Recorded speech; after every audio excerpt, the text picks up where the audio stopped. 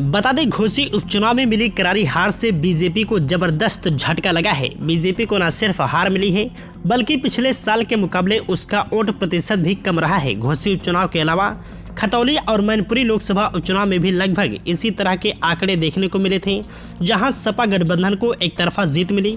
बसपा की गैर मौजूदगी में दलित वोटरों ने उनके पक्ष में वोट किया। ऐसे में पिछले एक साल में हुए इन तीनों उपचुनाव में बीजेपी के लिए खतरे की घंटी बजा दी गई है। घोसी, खतौली और मैनपुरी उपचुनाव में हुई बीजेपी की हार को हल्के में नहीं लिया जा सकता है। इन तीनों चुनाव में बसपा सुप्रीमो मायावती ने दूरी बनाए रखी थी।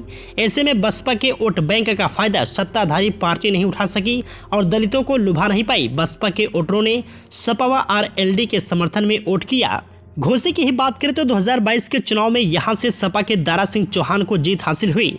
इन चुनाव में सपा को 42.21% वोट, बीजेपी को 33.57% और बीएसपी को 21.12% वोट मिले थे।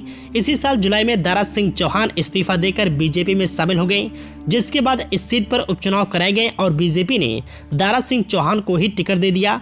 बीजेपी ने पूरी ताकत लगाई। सीएम योगी भी चुनाव प्रचार के लिए पहुंचे।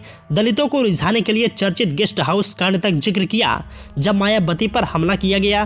तमाम कोशिशों के बावजूद सपा ने घोसी में शानदार जीत हासिल की और सुधाकर सिंह ने 42,759 वोटों से बीजेपी के दारा सिंह चौहान को हरा दिया।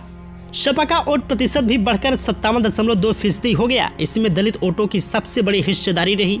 इस क्षेत्र में 19% दलित मतदाता हैं, जिनमें अधिकांश जाटव है। ऐसे में दलितों ने बीजेपी के बजाय सपा पर ज्यादा भरोसा जताया।